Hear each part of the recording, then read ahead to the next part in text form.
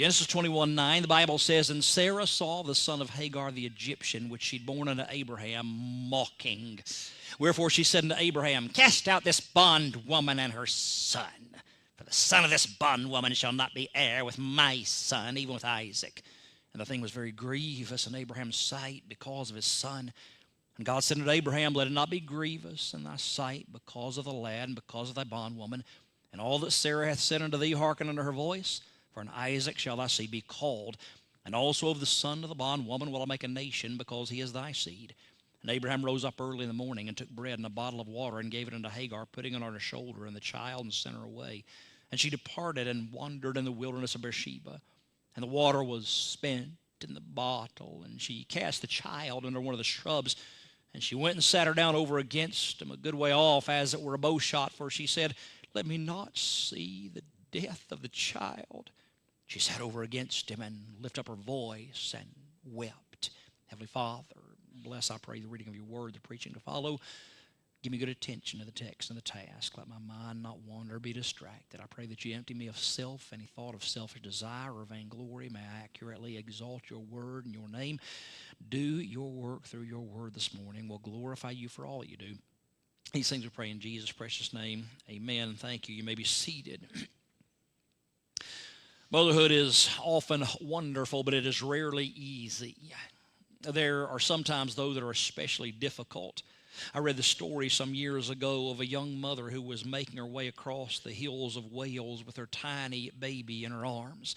The trip started easily enough, but then suddenly the weather changed dramatically. In a matter of minutes, she was overtaken by a blinding blizzard. She struggled on as best as she could, but her strength quickly faded, and suddenly she realized she was not going to make it to her destination. She also realized in horror that it wasn't just her life at risk, but the life of her child as well. She was correct in assuming that she wouldn't make it to her destination. When the blizzard subsided, her body was found by searchers beneath a mound of snow. But what they found seemed odd to them at first. They found the body of a woman wearing no outer clothes at all. Then they saw that she was on her elbows and knees, a very odd position. When they pulled her body up out of that position, they gasped and realized what had happened. Knowing that she was going to die, she had taken off all of her outer clothes, wrapped them around her baby, and then mounted her body up over his and allowed herself to be covered in the snow while he stayed warm underneath her. She gave her life so that her child could live. Like I said, motherhood's often wonderful, but it is rarely easy. I want to preach for a little while on this Mother's Day Sunday morning on the subject, motherhood and fatherhood in the hard times, because the principles apply equally to both. There was a woman in the Bible. Her name was Hagar. We read about her in our text. If anyone ever knew what it was like to be a mother in the hard times, she surely did. Now, I know the significance of Abraham, Hagar, and Ishmael and the child that was produced through that.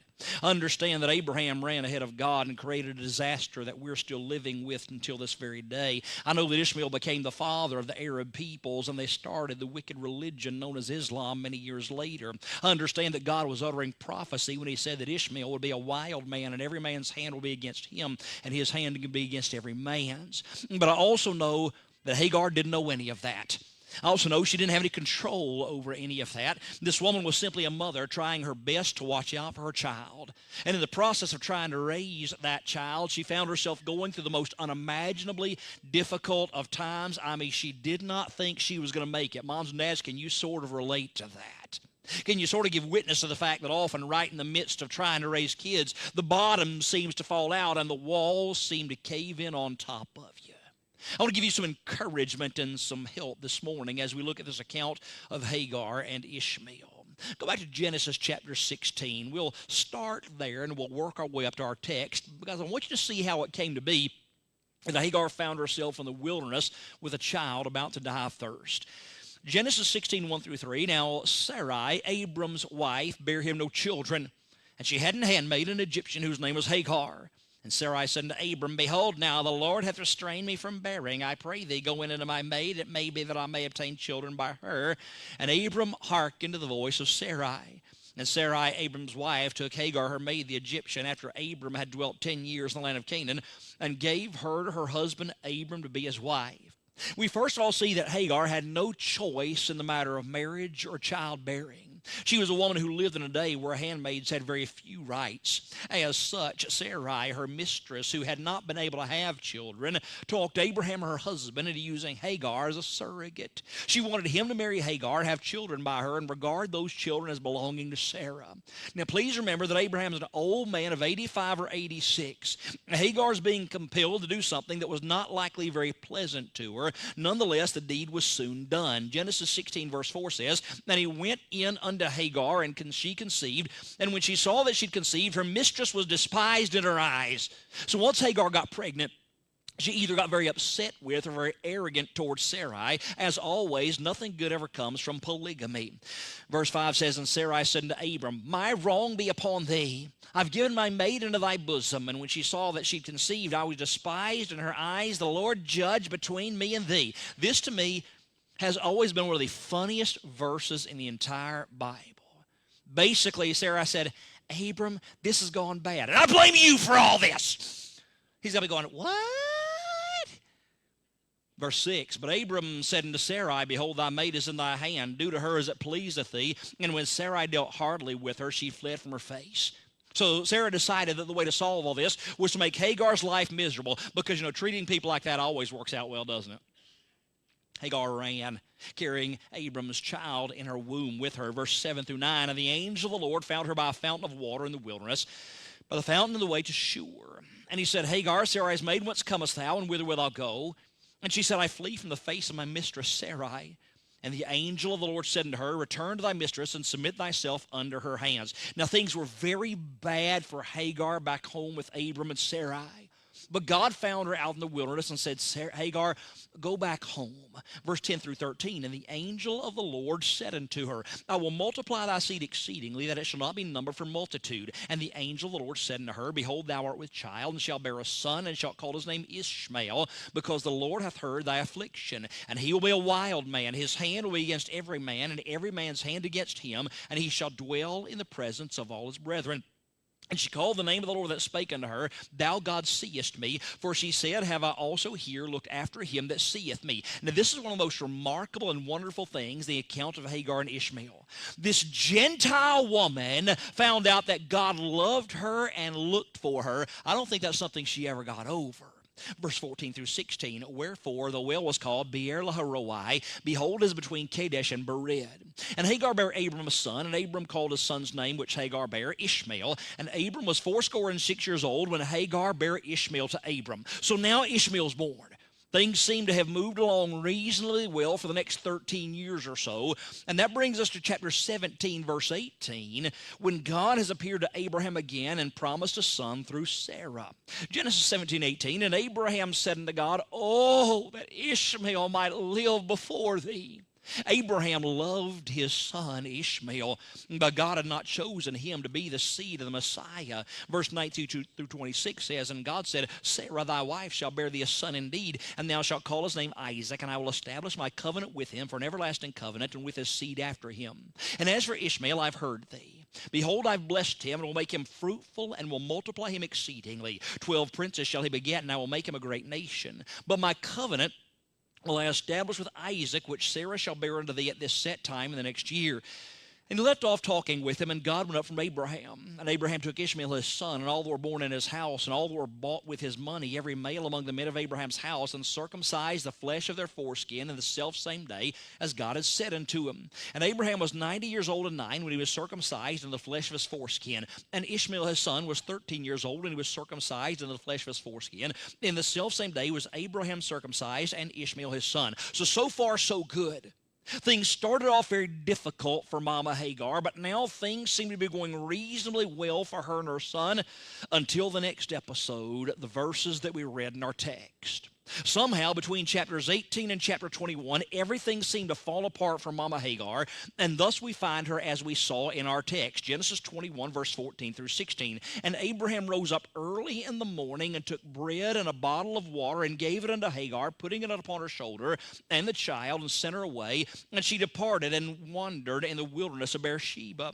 And the water was spent in the bottle, and she cast the child under one of the shrubs, and she went and sat her down over against him, a good way off, as it were a bow shot, for she said, Let me not see the death of the child. And she sat over against them, and lift up her voice and wept. So things were really bad for Mama Hagar. She found herself having to mother in the hardest of times. She found herself watching her child gasping for water, dying of thirst with no help in sight. So let's go through this passage and draw out some things to be a help this morning. Notice first of all that Hagar had to parent through sibling rivalries. Genesis 21 verse 1 through 9. And the Lord visited Sarah as he'd said. And the Lord did unto Sarah as he'd spoken. For Sarah conceived and bare Abraham a son in his old age, at the set time of which God had spoken to him. And Abraham called the name of his son that was born unto him, whom Sarah bare to him, Isaac. And Abraham circumcised his son Isaac, being 8 days old, as God had commanded him. And Abraham was 100 years old when his son Isaac was born unto him. And Sarah said, God hath made me to laugh, so that all will hear that will laugh with me. And she said, who would have said unto Abraham that Sarah should have given children suck? For I have borne him a son in his old age. And the child grew and was weaned. And Abraham made a great feast the same day that Isaac was weaned. And Sarah saw the son of Hagar the Egyptian, which she born unto Abraham, mocking. Now, big brother, somewhere around 15 or 16 at this point, is now mocking baby brother. The sibling rivalry has started in the home. Now, yes, it's true that this sibling rivalry was in one regard a wee bit different than most of them today. In this case, her son was having a sibling rivalry with a brother who came from a different mother. But on second hand, maybe that's probably not so uncommon after all anymore, sadly. Anyway, this mama was having to parent through sibling rivalries. I'm sure none of you parents have ever had to go through any sibling rivalry with any of yours. Now, have you? Your children always got along perfect, right? I mean, just like mine. There's sibling rivalries in the home. Brother Chip, through the years, has always been so kind whenever I'm out of town to tell you all kind of interesting stories about my childhood. So perhaps you'd like to hear one about him and about how devious he was. When he and Annette, my aunt, his sister, were younger living at home, they always had a pretty strong sibling rivalry going. One year at Christmas, Annette accidentally knocked over the huge family Christmas tree, scattering ornaments all over the floor. Now, please understand, in our home and our family, that type of thing was not taken too well. My grandparents, God rest their souls in their memory, were about as tight as a cheap violin string. I'm just telling you, I mean, they were strung up so tense, they're about to snap every single second of every single day. So when this happened, when Annette knocked over the tree, she begged Chip not to go tell and to help her fix it. My dear uncle, her brother, immediately bolted out of the room, heading upstairs to tell. Let me tell you that the split second he bolted out of the door was really cool. It's like one of those super slow-mo things where he's turning around and she's going, no! Then all of a sudden it's full speed and he's bolting upstairs to tell, and she knows she's going to get the beating of her ever-loving life. Maybe 45 seconds to a minute later, my grandmother is shrieking downstairs like a freight train with Chip hot on her heels, smug, self-satisfied, knowing the big sister is about to meet the Lord face to face. My grandmother made the turn in the hallway, came racing in the living room, and found Annette calmly sitting on the couch watching TV, the tree perfectly upright, every ornament in place. She had gone hammy, this girl. It was perfect. My grandmother said, what's this? She said, what's what? She said, I thought the tree was up, toppled over. She went, no, that tree's been there just fine. I had that tree. Oh, there was a beating that day. It just wasn't for Annette. Isn't the sibling rivalry a wonderful thing? We have 3 kids. Growing up, it was like a game of Stratego. Alliances changed like every 30 minutes. We always had to watch and see who was on whose side any given minute. It was hilarious. But sometimes it's not so wonderful. Sometimes it ends up like Cain and Abel. Sometimes it ends up like Esau and Jacob. Sometimes it ends up like some of your kids hating and despising the others. Mama, this is some hard parenting in the days when it's like this, but you're not alone. Hagar knew what it was like, and a lot of other mothers know as well. Sometimes, moms, you probably feel like your heart's going to break because the children you brought into this world are going to war with each other. Hagar knew exactly what that felt like. Look at chapter 21, verse 9 through 14. Hagar, though, also had to parent through homelessness. And Sarah, the son of Hagar the Egyptian, which she'd born unto Abraham, mocking. Wherefore she said unto Abraham, cast out this bondwoman and her son, for the son of this bondwoman shall not be heir with my son, even with Isaac. And the thing was very grievous in Abraham's sight because of his son. And God said unto Abraham, let it not be grievous in thy sight because of the lad and because of thy bondwoman. And all that Sarah hath said unto thee, hearken unto her voice. For in Isaac shall thy seed be called. And also the son of the bondwoman will I make a nation, because he's thy seed. And Abraham rose up early in the morning, and took bread and a bottle of water, and gave it unto Hagar, putting it on her shoulder and the child, and sent her away. And she departed, look at this, and wandered in the wilderness of Beersheba. She had nowhere to go. This was her home. This woman finds herself homeless with a child trying to raise. I think it's safe to say that many of us here have had to grow up through and even parent through some severe financial difficulties. Hagar knew all about that.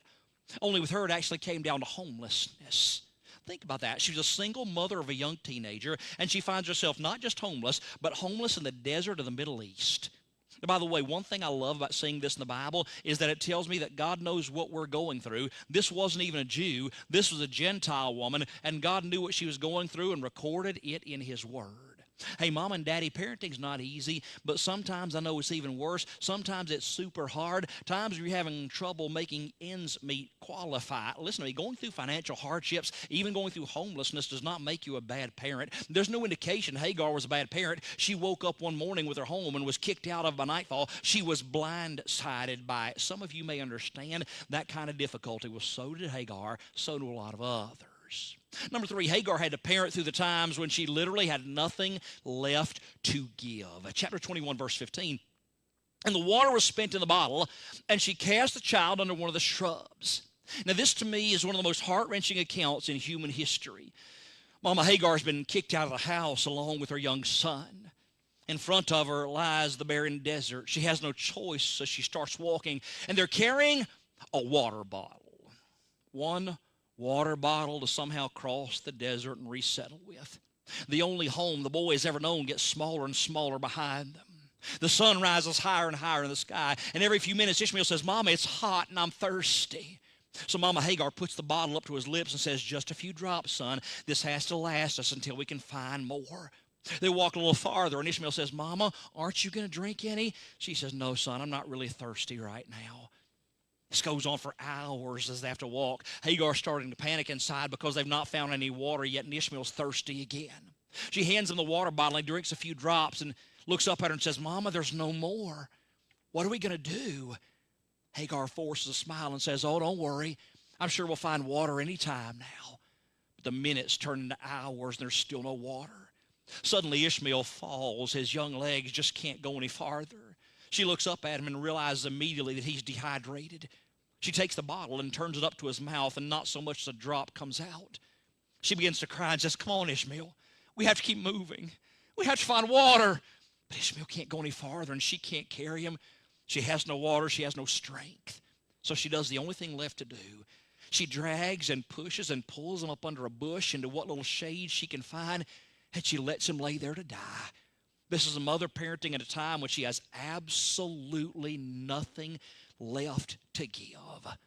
Moms and dads, you ever been there? Where it felt like you had absolutely nothing left to give? I mean, emotionally, physically, mentally, spiritually, you're spent. If you've been like that, trust me, you're not the only one. Hagar and many others know exactly what that's like. Hagar also had to parent through tears, verse 16. And she went and sat her down over against him a good way off, as it were a bow shot. For she said, let me not see the death of the child. And she sat over against him and lifted up her voice and wept. Hagar had a very clear understanding of the circumstances she was in. She knew that with no water, her boy was going to die, and she would die not too long thereafter.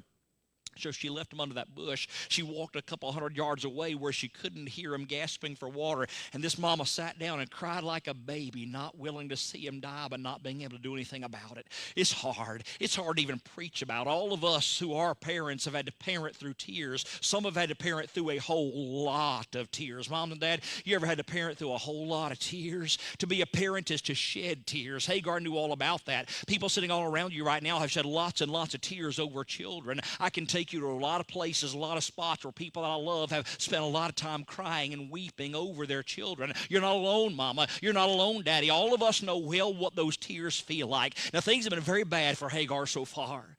She's truly experienced motherhood in the hard times. It's not been a bit of brightness on the horizon anywhere, but the good news is that's not the end of the story. I want you to understand something.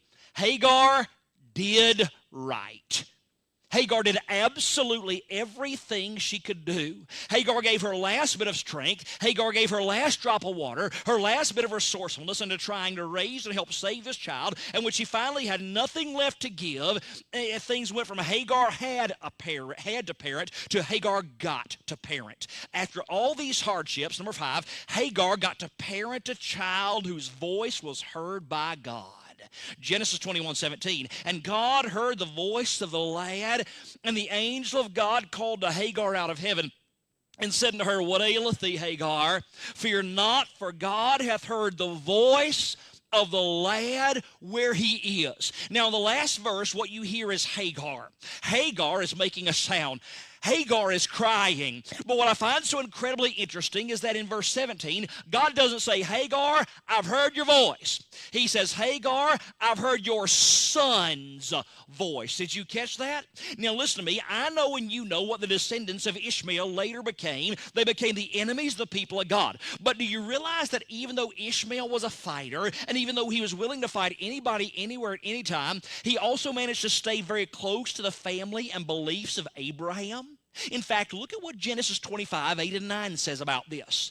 Then Abraham gave up the ghost and died in a good old age, an old man and full of years, and was gathered to his people. Look at verse 9. And his sons, Isaac and Ishmael, buried him in the cave of Machpelah in the field of Ephron, the son of Zohar the Hittite, which is before Mamre. When Abraham died, both of his sons, Isaac and Ishmael, were there to bury him. Let that one sink in and picture it in your mind. Those two boys who fought like cats and dogs when they were little, those two boys that seem to be going such different directions, when Abraham dies, they're both right there to bury their father together. And that's not all. Look at Genesis chapter 25, verse 17 and 18. And these are the years of the life of Ishmael.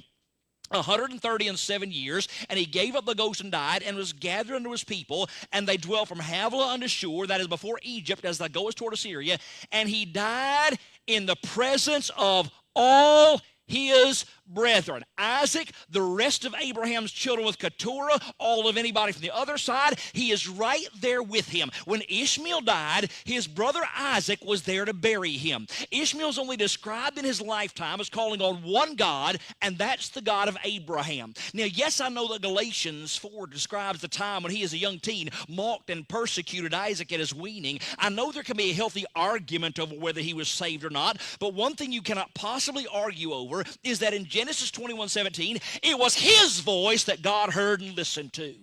Growing up at Abraham's house, the only God he was going to hear about was Jehovah, and when push came to shove, that's the God he called out to. Mom and Daddy, can you think of anything better than to have your children call out to God and have God hear them? We used to read our Bible to our children. I will not forget the day ever when I first walked into the living room and saw one of them sitting there reading the Bible on their own. Man, that's a whole different story right there. We used to and still do gather to pray with them, but I'll never forget when I started walking in on them and finding them praying on their own. It's real good when you get to parent and see your children call on the Lord. I want my children to have a vibrant walk for the Lord here on earth. I want them to be with me in heaven forever. I want my children to know what it's like to pray and to have God answer them. After all the hardships, after all the struggle, after thinking she would never make it, after being ready to give up, Hagar got to parent a child whose voice was heard by God. After all the hardships, Hagar got to parent a child with a bright future. Genesis 21:18. Arise, God said, lift up the lad and hold him in thine hand, for I will make him a great nation. She's over there a couple hundred yards off. He's over there. He says, go raise up your child. Pick him up. I've got big plans for that boy. Parents, you know what it's like to raise kids. When they are little, they're about as bright as 3-watt bulbs covered in crayon. But they think they're brilliant, and often they make dumb decisions that you have enough sense to see are going to make their future absolutely extremely difficult. You teach, you lecture, you fuss, you scold, you illustrate, and somehow it seems like it isn't getting through those hardened balls of wax that they call their heads. A lot of times you get so frustrated, you just throw up your hands and you say something you don't really mean. You want to ruin your life? Fine. Ruin it. See if I care. Marry that idiot dropout with no job who thinks he's going to get rich being a tattoo artist of the rich and famous. Drop out of high school and pursue a career being a poet. Stop coming to church and join a New Age commune. Go join the Hell's Angels. Just go ahead and ruin your life. I don't care. Ever felt that way? Parents, you want your kids to succeed. You want them to be godly, wise, careful, faithful, smart, successful. And the good news is, a lot of times, that's exactly what happens after all the years spent banging your head against a wall and feeling like you're not getting anywhere. Hagar got to parent a child with a bright future. Number 7, after all the hardships, Hagar got to parent a child while God allowed her to become very precious in her child's eyes. I love this. Look at Genesis 21:19. And God opened her eyes, and she saw a well of water. And she went and filled the bottle with water and gave the lad drink. Now, I want you to look at this with me and understand it. The child's under a bush, dying of thirst. Mama's a couple hundred yards away crying. God hears the voice of the child, but he does not answer the child.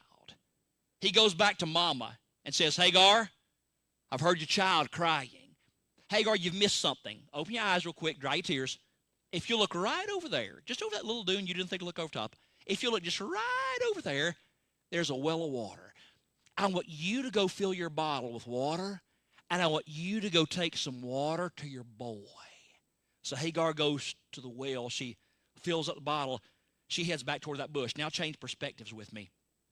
You're Hagar. You're the boy. You're Ishmael. You're the kid under the bush. Mama's left you there to die because she can't do anything to help you. You've cried out to God, and there doesn't seem to be any answer. But then all of a sudden, you feel a shadow come over top of you.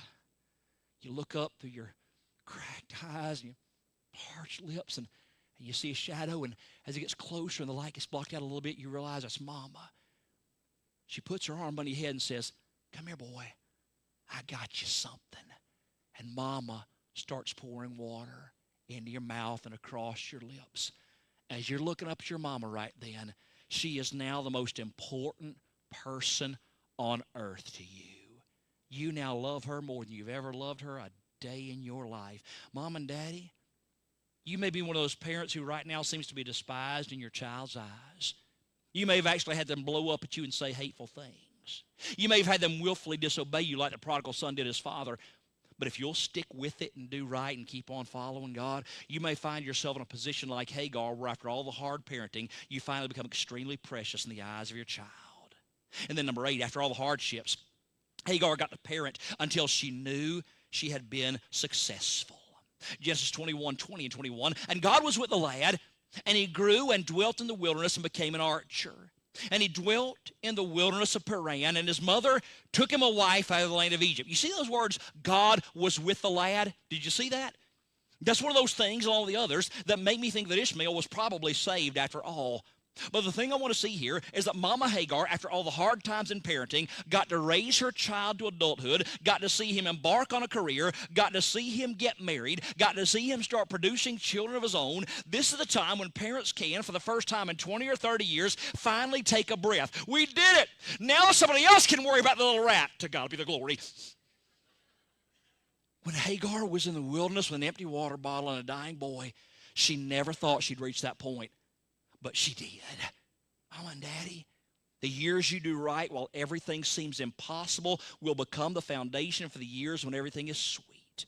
The years when you do right while everything seems impossible will become the foundation for the years when everything is sweet. Hagar just kept on wading through the deep waters and climbing the rocky hillsides and fighting through the despairing moments. And eventually she was able to say, I did it!